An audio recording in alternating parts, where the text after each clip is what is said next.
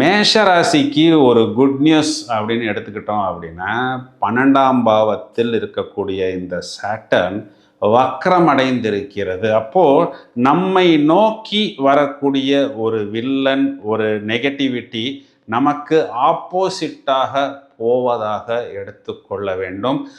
நிறைய மேஷராசிக்காரர்களுக்கு கொடுத்த கமிட்மெண்ட்டை ஹானர் பண்ண முடியவில்லை, பணம் வரவில்லை, ஃபேக்ட்ரியை மூடக்கூடிய ஒரு சிச்சுவேஷனில் இருக்கிறேன், எதையாவது பண்ணி கிட்டத்தட்ட ஓடி போயிடலாமான்னு இருக்கக்கூடிய நபர்களுக்கெல்லாம் இனி ஓரளவுக்கு பேமெண்ட் என்பது வர ஆரம்பிக்கிவிடும். 6ஆம் இடத்தில் ராசியாதிபதி அமரும் பொழுது பொதுவாகவே அந்த போட்டித் தேர்வுகளில் வெற்றி பெறக்கூடிய அமைப்பு, புதுசாக நாம் ஆரம்பிக்கக்கூடிய முயற்சிகளில் ஒரு வேகம், ஒரு விவேகம் என்பது நம்மிடம் இருக்கும். இப்போ இத்தனை நாளாக 7.5 சனியோடைய ஒரு அழுத்தத்தில் இருந்த மேஷராசி நபர்களுக்கு பொதுவாக இனி நம்மால் ஜெயிக்க முடியும், நம்மால் வெற்றி வாகை சூட முடியும் அப்படிங்கிற ஒரு உத்வேகம் வந்து கொண்டே இருக்கும். இதுக்கு என்ன காரணம் அப்படின்னா, இந்த செவ்வாய் சனி எந்த இடத்தை பார்க்கிறதோ அந்த இடம் விபத்துக்குள்ளாகும் அப்படின்னு தான் மூல நூல்களில் சொல்லப்படுகிறது. இப்போ மேஷத்துக்கு சனி 12ஆம் இடத்துல இருக்க, 12ஆம் இடம் கால் பாதங்களை குறிகாட்டுகிறது. அப்போ இந்த ஸ்போர்ட்ஸுக்கு போகிறேன், ஜிம்முக்கு போகிறேன், நான் வாக்கிங் போகிறேன், நான் 6 பேக் பண்ணுறேன், 8 பேக் பண்ணுறேன் அப்படின்னெல்லாம் இருக்கக்கூடிய நபர்கள் கொஞ்சம் கவனமாகவும் பத்திரமாகவும் தங்களை பார்த்து கொள்ள வேண்டும்.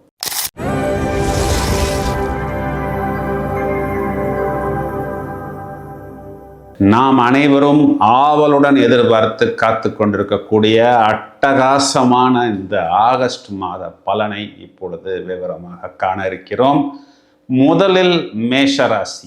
ஆகஸ்ட் மாதம் முதலில் என்னென்ன மாற்றங்கள் நிகழ இருக்கிறது அப்படின்னு பார்த்துருவோம். வருடாந்திர கிரகம் அப்படின்னு சொல்லக்கூடிய ராகு, கேது, குரு, சனி, இந்த 4 கிரகங்களில் எந்த விதமான மாற்றமும் இல்லை. சனி பகவான் மீன ராசியில் வக்கிரமாக இருக்கிறார்.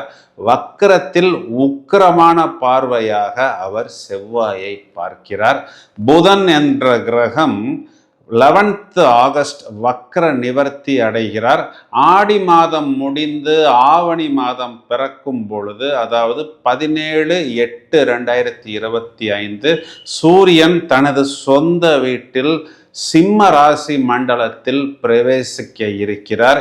இதையும் தவிர 21st ஆகஸ்ட் புதன் என்ற கிரகம் சூரியனுடன் சேர்ந்து சூரிய புத ஆதிபத்தியமாக இணைய இருக்கிறார். 22nd ஆகஸ்ட் சுக்கிரன் என்ற கிரகம் மிதுன ராசியில் இருந்து கடக ராசி மண்டலத்துக்கு பிரவேசிக்க இருக்கிறார். இப்போ மாதாந்திர கிரகங்கள்ல இதுதான் மாற்றங்கள்.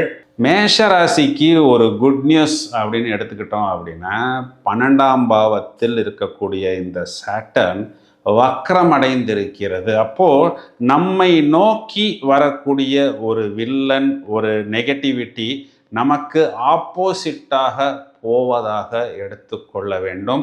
அப்போ இது நாள் வரைக்கும் 7.5 சனியின் தாக்கத்தில் இருந்த மேஷராசிக்காரர்கள் இன்னும் ஒரு 3-4 மாதங்களுக்கு கொஞ்சம் ரிலாக்ஸ்டாக இருக்கக்கூடிய அமைப்பு.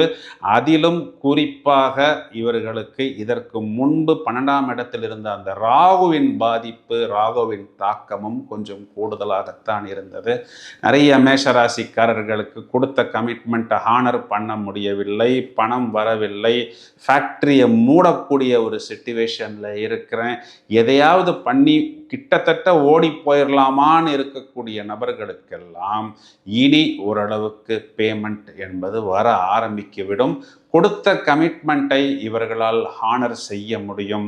ராசியாதிபதி ராசிக்கு 6ஆம் இடத்தில் அமர்ந்து 8ஆம் பார்வையாக ராசியை பார்ப்பது என்பது பாவகாதிபதி பாவகத்தை பார்ப்பது பாவக புஷ்டியாக விளங்குகிறது. அப்போ அந்த பாவகம் பலம் பெறும்.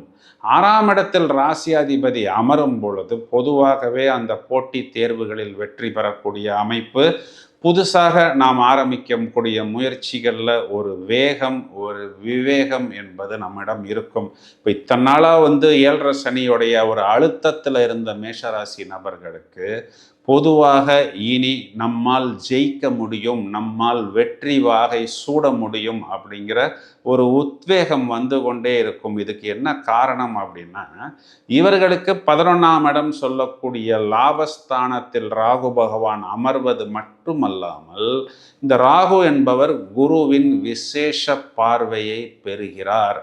இதையும் தவிர இந்த ராகுவுக்கு திரிகோணம் என்று சொல்லக்கூடிய 5ஆம் இடத்தில் சுக்கிரன் குரு இந்த 2 கிரகங்களுமே அமர்ந்திருப்பதனால் இதன் பலன் என்ன அப்படின்னா, இந்த ராகு என்பவர் சுக்கிரன் மற்றும் குரு இந்த 2 எனர்ஜிகளையும் மொத்தமாக உள்வாங்கி இவர் லாபஸ்தானத்தில் வெளிப்படுத்துவார். 11ஆம் இடம் என்பது நினைத்த காரியங்களில் நமக்கு வெற்றி கிடைக்கக்கூடிய இடம். ராசிக்கு 2ஆம் அதிபதி சுக்கிரன் ராசிக்கு 3ஆம் இடம் என்று சொல்லக்கூடிய வெற்றி ஸ்தானத்தில், தனகாரகன் வெற்றி ஸ்தானத்தில் வந்து அமர்வதனால் வெற்றி என்பது ஏற்படும். பிறகு இதே தனகாரகன் 4ஆம் இடம் அப்படின்னு சொல்லக்கூடிய சுகஸ்தானத்தில் வந்து அமரப்போவதனால் இவர்களுக்கு இந்த இடம், பூமி, வாகனம் சம்பந்தப்பட்ட விஷயங்களில் ஒரு நல்ல அபிவிருத்தி, லாபம் என்பது ஏற்படும். அதையும் தவிர 3ஆம் இடம் என்று சொல்லக்கூடிய வெற்றி ஸ்தானத்தில் இவர்களுக்கு பாக்யாதிபதி அமர்ந்து இவர்களுக்கு 9ஆம் இடம் என்று சொல்லக்கூடிய பாக்யஸ்தானத்தை பார்க்கிறது. இவர்களுக்கு 7ஆம் இடம் என்று சொல்லக்கூடிய களத்திரஸ்தானத்தையும் இவர்களுக்கு லாபஸ்தானத்தையும் குரு பார்க்கிறார். இதே 3ஆம் இடத்தில் சுக்கிரனும் வந்து அமர்ந்திருக்கிறார்.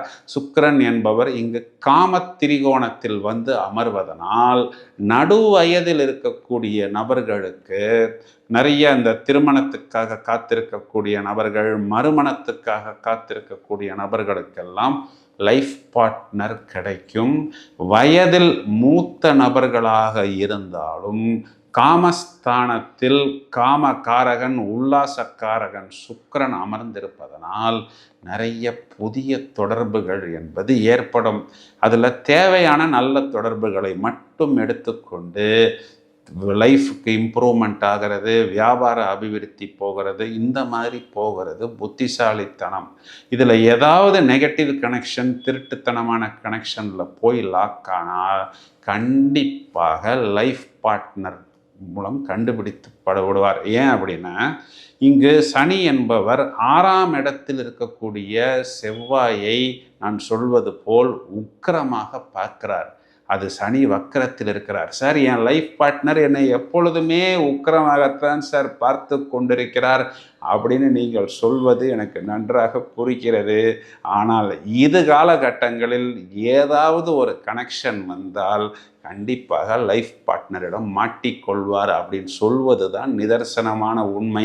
இதை மட்டும் நீங்கள் கவனமாக பார்த்து கொள்ள வேண்டும். உணவு கட்டுப்பாடு என்பது ரொம்பவும் முக்கியம். ஏன்னா சுக்கிரன், குரு இந்த ரெண்டுமே கொழுப்பை குறிகாட்டக்கூடிய கிரகங்கள்.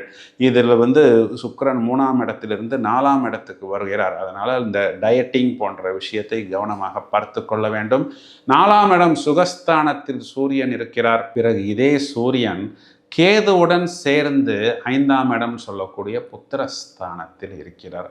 இப்போ என்ன பண்ணுவாருன்னா, குழந்தைகள் சம்பந்தப்பட்ட விஷயத்தில் ஏதாவது ஒரு ஞானத்தை கொடுப்பார். அந்த ஞானத்தை நாம் பெறுவதற்கு முன் ஏதாவது ஒரு சின்ன டிஸ்டர்பன்ஸு, இந்த ரூட்டில் போகலாமா, அந்த ரூட்டில் போகலாமா அப்படின்னு குழந்தைகள் கேட்பாங்க.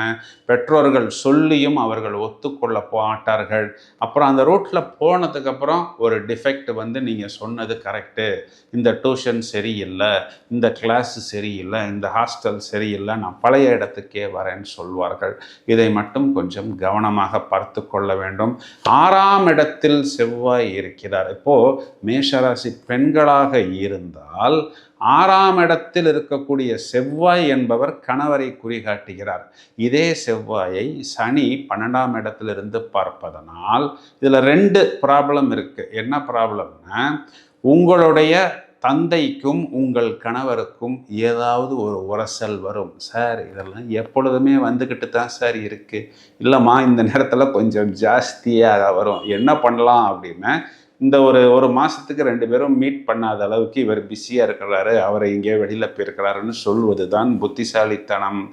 இதையும் தவிர செவ்வாய் சனியை பார்க்கிறார். அப்போ என்னன்னா, இங்கே சாட்டான்கிறவர் உங்களிடம் வேலை செய்யக்கூடிய நபர்களை குறிகாட்டுகிறது. இப்போ உங்கள் கணவன் உங்கள்கிட்ட வேலை செய்யக்கூடிய நபர்களை ஏதாவது கொஞ்சம் வருத்தப்பட மாதிரி பேசலாம், இல்லை நீங்களே அவ்வாறு பேசக்கூடிய அமைப்பு என்பது ஏற்படும். இதனால் அந்த ஸ்கில்டு லேபர்ஸ், ட்ரெயின்டு லேபர்ஸ் வேலைக்கு வராமல் போகலாம். இந்த மாதிரியான விஷயங்கள்லாம் கொஞ்சம் நாம் கவனமாக நம்மை பார்த்து கொள்வது. ஏன் அப்படின்னா, இந்த செவ்வாய் சனி எந்த இடத்தை பார்க்கிறதோ அந்த இடம் விபத்துக்குள்ளாகும் அப்படின்னு தான் மூல நூல்களில் சொல்லப்படுகிறது. இப்போ மேஷத்துக்கு சனி 12ஆம் இடத்துல இருக்க, 12ஆம் இடம் கால் பாதங்களை குறிகாட்டுகிறது.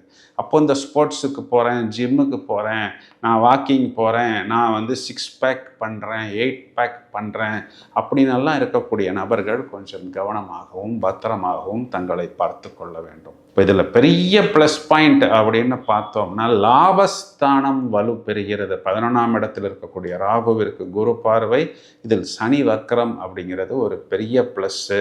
வீடு சம்பந்தப்பட்ட விஷயங்கள்ல, குழந்தைகள் சம்பந்தப்பட்ட விஷயத்தில் ரொம்பவும் நம்ம காம்ப்ளிகேட் பண்ணிக்கக்கூடாது. சனி செவ்வாய் பார்வைக்கு ராசியாதிபதி வக்கர சனியின் பார்வை பெறுவதனால் கொஞ்சம் நிதானமாக, கொஞ்சம் இந்த யோகா, தியானம், இந்த மாதிரி மெடிடேஷன் இதெல்லாம் பண்ணுவதன் மூலம் கொஞ்சம் ட்ரிகர் ஆகாமல் நாம் நம்மை கண்ட்ரோல் செய்வது புத்திசாலித்தனம்.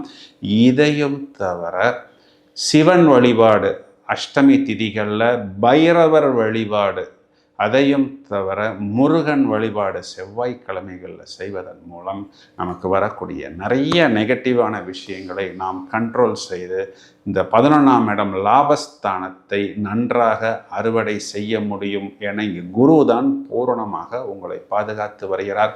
முடிந்தால் வியாழக்கிழமைகளில் குரு வழிபாடு, மகான்கள் வழிபாடு செய்வது மேலும் மேலும் ஏற்றத்தை ஏற்படுத்தி கொடுக்கும். தொடர்ந்து இணைப்பில் இருங்கள். பல புதிய பதிவுகள் தயாராகி கொண்டிருக்கிறது. Thank you friends.